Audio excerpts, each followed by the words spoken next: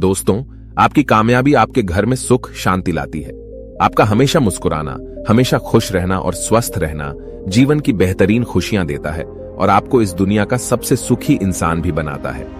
आज की जो कहानी मैं आपको सुनाने जा रहा हूं, इस कहानी में सारी दुनिया का ज्ञान समाहित है और सभी मुसीबतों का समाधान भी है। इसलिए इस कहानी को आप अंत तक जरूर देखिएगा। बहुत समय पहले की बात है। एक छोटा सा नगर था। उस नगर में एक बहुत ही धनी सेठ रहा करता था। उस धनवान सेठ के पास कहने को सब कुछ था, किसी चीज की कोई कमी नहीं थी। उस धनवान सेठ ने अपने जीवन में बहुत बड़े बड़े मुकाम हासिल किए थे। उसने अपने जीवन में कई सफलताएं प्राप्त की थी। वह जिस नगर में भी व्यापार करने जाता, वहां पर भी उसे सफलता मिलना निश्चित था। वह अपने जीवन में कभी भी हारा नहीं था। उसका व्यापार भी खूब जोरों शोरों से चल रहा था। उसके पिताजी ने उसे ऐसी 4 बातें बता रखी थीं, जिसका वह नियमित पालन किया करता था और उन्हीं बातों का अनुसरण किया करता था। और उन्हीं बातों की वजह से उसका जीवन बड़ा ही सुखमय था। वह जीवन के हर क्षेत्र में सफल था। ऐसे ही काफी समय बीत गया और अब वो धनवान सेठ काफी बूढ़ा हो चुका था। अब उसे लगने लगा था कि मेरी मृत्यु बहुत नजदीक है। मेरी मृत्यु कभी भी हो सकती है। और वह जानता था कि उसका बेटा बहुत भोला है, बहुत नादान है। उसे अभी दुनियादारी की समझ नहीं है। इसलिए उसने अपने बेटे को अपने पास बुलाया और अपने बेटे से कहा, बेटा, मैंने अपने पिताजी से 4 बातें सीखी थीं और उन्हीं बातों को मैंने अपने जीवन में उतारा। उन्हीं के अनुसरण की वजह से आज मैं अपने जीवन में इतना सफल हूं, अपना जीवन सुखमय पूर्वक बिता रहा हूं। उन्हीं बातों की वजह से आज मैं इतना सुखी हूं, संतुष्ट हूं और इतना धनवान हूं। ना ही कभी मुझे कोई बीमारी हुई और ना ही मुझे कभी कोई धन की कमी हुई।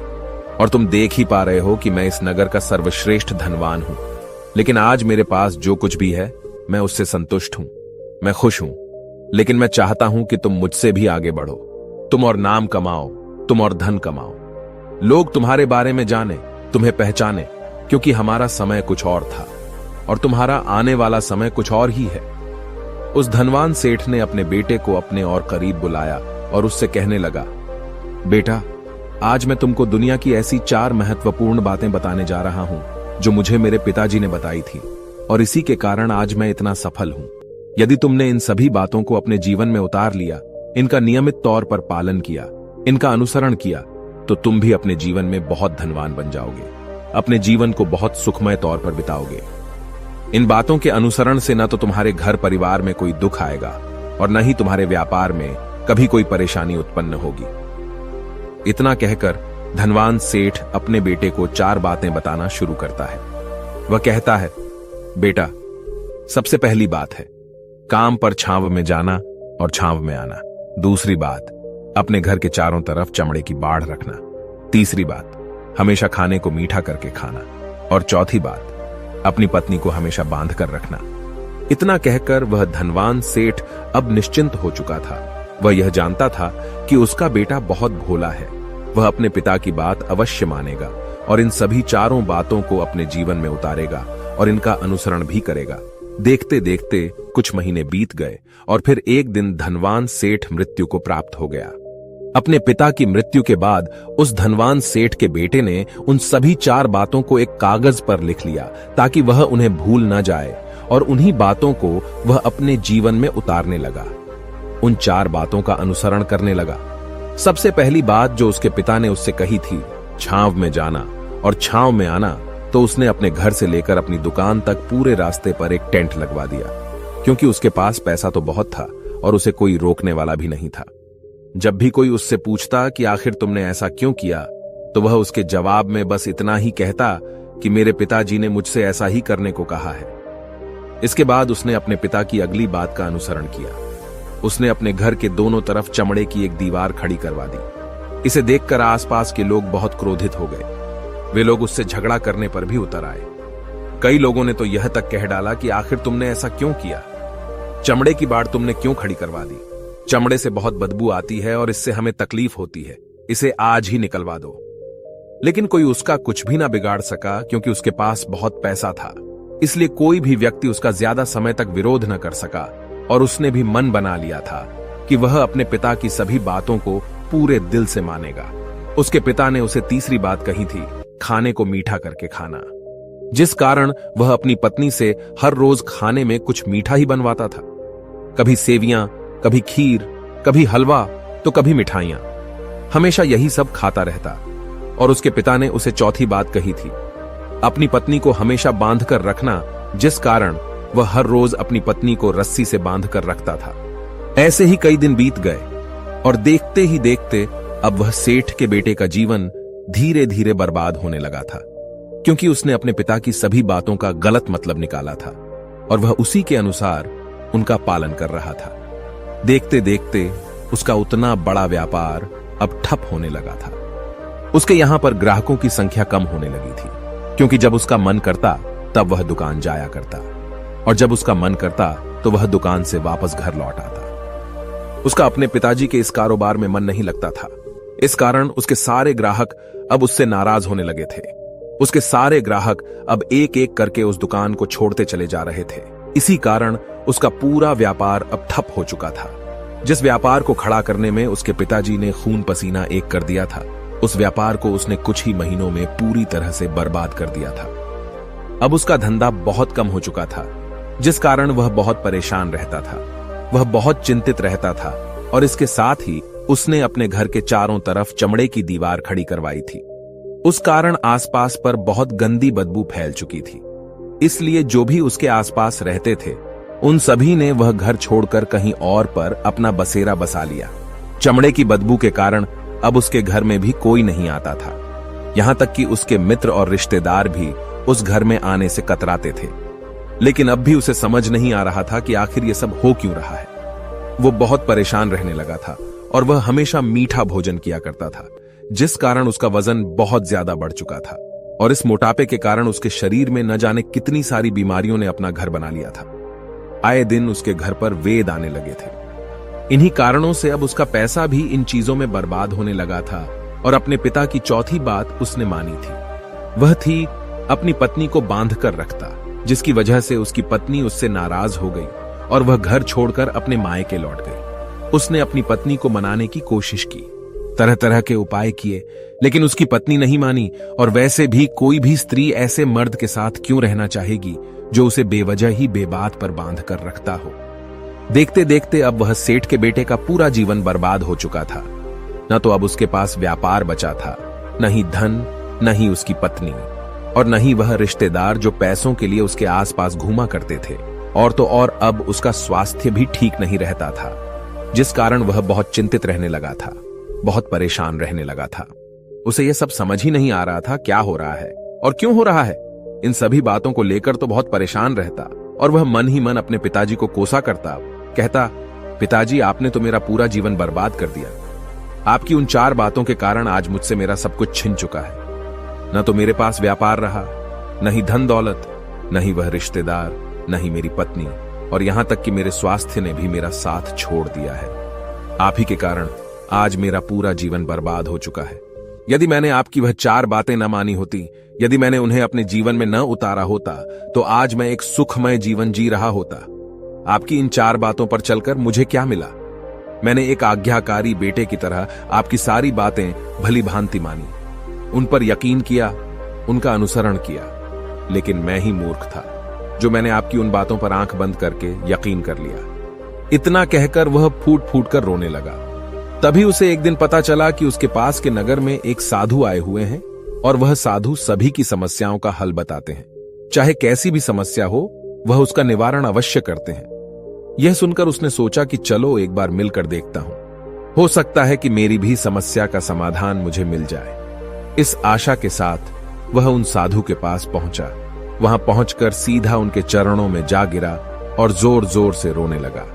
वह कहने लगा, हे गुरुवर, अब आप ही मुझे बचा सकते हैं। मेरे पिताजी ने तो मेरा पूरा जीवन बर्बाद करके रख दिया।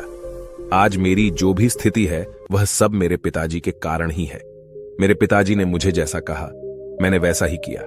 हमेशा एक अच्छे बेटे की तरह उनकी सारी बातें मानी, अपने सारे फर्ज निभाए, और देखिए मेरे पिताजी ने मेरे साथ क्या किया।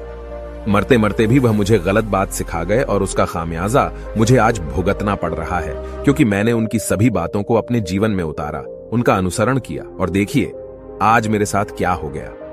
मेरा तो पूरा जीवन ही बर्बाद हो गया। मैं अब तक यह नहीं समझ पाया कि मेरे पिताजी ने मेरे साथ ऐसा क्यों किया। क्या मैंने उनके साथ कुछ गलत किया था?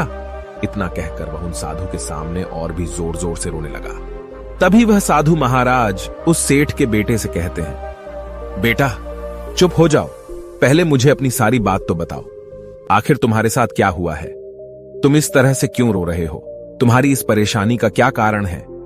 उन साधु के इतना कहने पर उस सेठ के बेटे ने पर्ची उन साधु के हाथ में रख दी, जो उसने अपने पिता की मृत्यु के बाद लिख रखी थी, जिसमें उसने अपने पिता की चारों बातें लिखी थी। उन साधु ने पर्ची ली और उसे पढ़ने लगे, और उन्होंने जैसे ही वह पढ़ा, वह जोर जोर से हंसने लगे, और वह उस सेठ के बेटे से कहते हैं, तुम कितने बड़े मूर्ख हो। तुम्हारे पिता ने तो तुम्हें दुनिया का सारा ज्ञान दे दिया, लेकिन तुम उसे समझ नहीं पाए। तुम उसका सही तरह से पालन नहीं कर पाए और कहते हो कि तुम्हारे पिता ने तुम्हें गलत राह दिखाई है, तुमने गलत संदेश दिया है। तुम्हारे पिताजी तो तुम्हारी परीक्षा ले रहे थे कि तुम उनकी बातों को समझ पाते हो या नहीं, तुम उनकी बातों का सही मतलब निकाल पाते हो या नहीं। यदि वह चाहते तो इसका मतलब तुम्हें अच्छी तरह से बता सकते थे, लेकिन वह चाहते थे कि तुम इन बातों का मतलब खुद से जानो, खुद से समझो कि इन बातों का क्या अर्थ है। लेकिन अब तो ऐसा प्रतीत होता है कि मानो तुम्हारी बुद्धि बिल्कुल भ्रष्ट हो चुकी है। तुमसे बड़ा मूर्ख मैंने आज तक नहीं देखा। जिसके पास दुनिया का इतना बड़ा ज्ञान हो, वह भला इतनी बड़ी मूर्खता कैसे कर सकता है? तुम्हारे पास कोई ज्ञान नहीं है, तुमने कोई भी ज्ञान अर्जित ही नहीं किया। अगर तुम इन बातों का सही मतलब समझ चुके होते तो तुम भी अपने जीवन में अपने पिता की तरह ही सफल होते, खुश होते, और तुम्हारा जीवन सुखमय तरह से बीत रहा होता। लेकिन तुम इतने बड़े मूर्ख हो कि तुमने अपने पिता की बातों का गलत मतलब निकाल लिया। उन बातों के मतलब के बारे में तुमने सोचा तक नहीं। उन्होंने जैसा कहा तुमने वैसा करना शुरू कर दिया। यदि तुम्हें उन बातों का अर्थ नहीं पता चल रहा था तो तुम किसी ज्ञानी से मिल सकते थे, तुम उससे उस बात का मतलब निकाल लेते। लेकिन जैसा तुमने अपने पिता की इन बातों को समझा है, इसका मतलब वैसा नहीं है। इस पर वह धनवान सेठ का बेटा कहता है, हे गुरुवर, आप क्या कहना चाहते हैं? क्या मैं अपने पिता की बातों को सही नहीं समझ रहा? और वैसे भी इसमें समझने लायक है क्या? उन्होंने तो सब कुछ साफ साफ ही बताया था और मैंने उन्हें अपने जीवन में उसी तरह से उतार लिया। तो फिर मैंने गलत क्या किया है? इस पर गुरुवर एक बार फिर मुस्कुराने लगे और उस सेठ के बेटे से कहते हैं, बेटा, ये जो बातें लिखी गई हैं, इन बातों के पीछे एक गहरा अर्थ है जिसे तुम समझ नहीं पाए। इसी कारणवश तुमने यह मूर्खता कर दी और इसी कारणवश तुमने अपना पूरा जीवन बर्बाद कर लिया। लेकिन अब भी कुछ नहीं बिगड़ा, अब भी तुम्हारे पास बहुत समय है। यदि तुम चाहो तो अब से मेहनत करके भी तुम अपने जीवन में एक बार फिर से वह खुशहाली व समृद्धि सब कुछ हासिल कर सकते हो।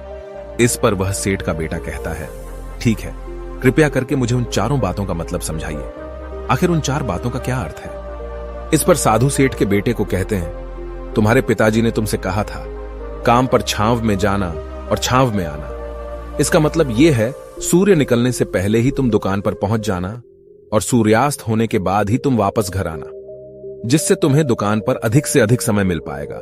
तुम उस काम को अच्छी तरह समझ पाओगे, उस काम को अच्छी तरह से कर पाओगे, उस काम को बढ़ाने में तुम अपना दिमाग लगा पाओगे और तुम अपने काम में तरक्की कर पाओगे। लेकिन तुमने तो इसका गलत ही मतलब निकाल लिया। तुमने तो अपने घर से लेकर दुकान तक एक ऐसा टेंट लगवा दिया जिससे तुम छांव में आ सको और छांव में जा सको।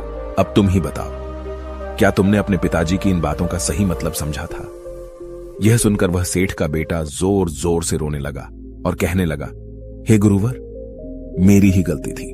मैंने अपने पिता की इन बातों का गलत मतलब निकाला और इसी कारणवश आज मैं पूरी तरह से बर्बाद हो चुका हूं। मैं ही सबसे बड़ा मूर्ख था। मेरे पिताजी ने तो मुझे इतना महत्वपूर्ण ज्ञान दिया था, लेकिन मैं उस हीरे को पत्थर समझ बैठा। आगे वह सेठ का बेटा उन गुरुवर से कहता है कि गुरुवर, दूसरी बात क्या है, उसका अर्थ क्या है? आगे गुरुवर दूसरी बात का अर्थ समझाते हुए कहते हैं, चमड़े की बाड़ करवाना। इसका अर्थ यह है कि तुम अपने घर में कुत्ता या बिल्ली पालना। जब तुम अपने घर में कुत्ता बिल्ली पाल लोगे तो यह तुम्हारे घर की चारों ओर से रक्षा करेगा, जिससे तुम्हारी धन दौलत पूरी तरह से सुरक्षित रहेगी और तुम बेफिक्र होकर दुकान पर मन लगा सकोगे, बेफिक्र होकर दुकान के कामों को समझ सकोगे और तरक्की कर पाओगे। और तो और तुम्हारे मन में कभी यह भी डर नहीं होगा कि कहीं कोई चोर आकर मेरी संपत्ति न चुरा ले। चमड़े की बाड़ करवाने का असली मतलब यह है, लेकिन तुमने तो चमड़े की बाड़ करवाने का मतलब कुछ और ही निकाल दिया। तुमने तो अपने घर की 2 दीवारों को ही चमड़े से पूरी तरह से भरवा दिया, जिस कारण आसपास गंदी बदबू फैल गई। तुम्हारे आसपास के पड़ोसी भी अपना घर छोड़कर कहीं और चले गए। यहां तक कि तुम्हारे मित्र, तुम्हारे सगे संबंधी भी उस बदबू के कारण तुम्हारे घर पर आने से कतराने लगे। और अब हालत यह हो चुकी है कि ना तो तुम्हारे घर पर कोई आता है और न ही कोई जाता है। और इसी कारणवश लोग तुम्हें नापसंद करने लगे। और तुम्हारी बर्बादी का यह भी कारण है। आगे सेठ का बेटा कहता है, हे गुरुवर, यह सब तो ठीक है, लेकिन यह खाने को मीठा करके खाना, इसका क्या? मैंने इसका भी अर्थ गलत निकाला है क्या? मैंने तो अपने पिता की बातों के कहे अनुसार ही हर रोज मीठा खाया, और आज देखिए मेरा शरीर कितना वजनदार हो चुका है, जिस कारण मुझे अनेक प्रकार की बीमारियों ने घेर रखा है। क्या मैं इस बात को भी गलत समझ रहा था? इस पर वह साधु उस सेठ के बेटे से कहते हैं, हाँ, तुमने इस बात का भी गलत मतलब ही निकाला है। मीठा करके खाने का अर्थ यह है कि जब भी तुम्हें भूख तेजी से लगे तभी तुम्हें भोजन करना है, न उसके पहले और न उसके बाद। अन्यथा यदि तुम्हें भूख न लगी होगी और तुम्हें भोजन मिल जाए तो तुम उस भोजन की कभी कदर नहीं करोगे। वह रोटी तुम्हें कभी मीठी नहीं लगेगी। फिर चाहे वह भोजन कितना भी स्वादिष्ट क्यों न हो, चाहे भोजन कितना भी लाजवाब क्यों न हो, तुम उसकी कदर कभी नहीं कर पाओगे, तुम उसका सम्मान कभी नहीं कर पाओगे।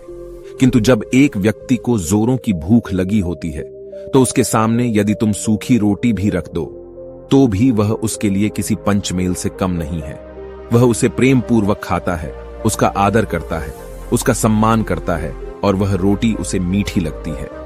इसीलिए तुम्हारे पिताजी ने यह कहा था कि भोजन मीठा करके खाना, जिससे तुम्हारा स्वास्थ्य भी अच्छा रहेगा। क्योंकि जब एक व्यक्ति को भूख लगी होती है और उस समय पर जब वह भोजन करता है तो वह उसके लिए एक अमृत समान होता है, और वहीं पर जब किसी व्यक्ति को भूख न लगी हो और ऐसे समय पर वह भोजन करता है तो वह उसके लिए विष समान है, वह उसे बहुत नुकसान पहुंचा सकता है। लेकिन तुमने तो इसका भी गलत मतलब निकाला था। तुम हर रोज मीठा खाने लगे, जिस कारण तुम्हारा वजन बढ़ने लगा, और इसी कारणवश तुम्हारे शरीर में अनेक रोग ने अपना घर बना लिया और यह तुम्हें मृत्यु के करीब ले जा रहा था। इसलिए आज से जब भी तुम्हें जोरों की भूख लगे तभी भोजन करना तुम्हारे लिए अत्यधिक फायदेमंद होगा और तुम्हारे शरीर को हमेशा निरोगी बनाने में तुम्हारी मदद करेगा। और जब भी तब भोजन की आवश्यकता न हो, तुम्हें भूख न लगी हो, ऐसे समय पर भोजन कभी ना करना। यह तुम्हारे लिए बहुत नुकसानदायक साबित होगा। और यही तुम्हारी तीसरी गलती थी, जिस कारण तुम्हारा पूरा जीवन बर्बाद हो रहा था। आगे सेठ का बेटा कहता है, चौथी बात तो बिल्कुल साफ लिखी गई है, अपनी पत्नी को हमेशा बांध कर रखना, तो इसका अर्थ भी कुछ और है। क्या मैंने इसका भी गलत मतलब निकाला है? इस पर साधु कहते हैं, हां बेटा, अपनी पत्नी को बांध कर रखने का अर्थ यह नहीं है कि तुम रोज रस्सी से बांध कर रखो, बल्कि इसका अर्थ तो यह है कि जब भी तुम दोनों के बीच में कोई आपसी मतभेद हो जाए, कुछ नोक झोंक हो जाए, तो तुम अपनी पत्नी पर हाथ मत छोड़ना। जब तक एक स्त्री का पति उसके साथ रिश्ते में बंधा होता है तो वह अपने रिश्तों में बंध जाती है और वह अपने रिश्ते को पूर्ण तरीके से निभाने का हर मुमकिन प्रयास करती है। और ऐसे समय पर यदि तुम्हारे बीच कुछ नोक झोंक हो जाए, कुछ गलतियां हो जाए, और ऐसे समय पर तुम उस स्त्री का हाथ नहीं छोड़ते, तो वह तुम्हें छोड़कर कभी नहीं जाएगी। लेकिन इसका अर्थ यह भी नहीं है कि तुम अपनी पत्नी पर अत्याचार करो, बल्कि तुम्हारे पिताजी यहां पर कहना चाहते थे कि जो भी कोई व्यक्ति तुम्हारे साथ किसी रिश्ते में जुड़ा हुआ है, उसे अपने रिश्ते में इस तरीके से बांध लो कि वह तुम्हारे साथ झगड़े और नोक झोंक के बाद भी नुकसान न पहुंचा सके, वह तुम्हारे साथ कुछ गलत न कर सके और तुम्हारा फायदा न उठा सके। अपने रिश्तों को हमेशा बांध कर रखना, उन्हें खुला मत छोड़ना, अन्यथा वह तुम्हारे हाथ से फिसल जाएंगे। और हम में से अधिकांश लोग अपने जीवन में यही गलतियां करते हैं और अपने नए रिश्तों को कभी समय नहीं देते, जिस कारण उनका रिश्ता उतना मजबूत नहीं हो पाता और इसी कारणवश वह अपने रिश्ते से हाथ धो बैठते हैं। और यही गलती तुमने भी की। तुमने तो अपनी पत्नी को बांध कर रखा था, तो भला वह तुम्हें कैसे माफ कर सकती है? और यही कारण है कि वह तुम्हें छोड़कर चली गई। तुमने जो अपनी पत्नी के साथ किया वह माफी के लायक नहीं है, लेकिन तुम्हें अपनी पत्नी से माफी मांगनी चाहिए, क्योंकि तुमने गलत किया है। इसलिए जाओ और अपनी पत्नी से माफी मांगो, उसे वापस घर लाओ। और यही वह 4 बातें थीं जो तुम्हें तुम्हारे पिता ने समझाने का प्रयास किया था, लेकिन तुमने इन सभी बातों का गलत मतलब निकाला और इसी कारणवश तुम पूरी तरह से बर्बाद हो गए। किंतु अभी भी तुम्हारे पास बहुत समय है। यदि तुम इन सभी बातों का सही से अनुसरण करते हो तो तुम अपने जीवन में एक बार फिर से वह सब कुछ हासिल कर सकते हो जो तुमने खोया है। ये सारी बातें हमारे जीवन की पूरी परेशानियों का समाधान है। तुम किसी भी तरह से इनको देख सकते हो। यदि तुम कामयाब होना चाहते हो तो तुम्हें मेहनत करनी ही होगी। सूर्य निकलने से पहले तुम्हें अपने घर से निकलना होगा और हमेशा सूर्य के ढलने के बाद ही तुम्हें घर वापस लौटना होगा, ताकि धन दौलत को कोई तुमसे छीन न ले। तुम्हें अपने रिश्तों को कुछ इस तरीके से बांधना होगा ताकि वह रिश्ते तुम्हें परेशान न करें, तुम्हें तकलीफ न पहुंचाएं, तुम्हारा फायदा न उठाएं। और हमेशा एक अच्छा और स्वस्थ भोजन करना जब तुम्हें भूख लगी हो, ताकि तुम्हें जो भी सांसें मिली हैं तुम उसे खुशी खुशी जी सको। और अपने रिश्तों को हमेशा बांध कर रखना, उन्हें खुला मत छोड़ना, अन्यथा वह तुम्हारे हाथ से फिसल जाएंगे।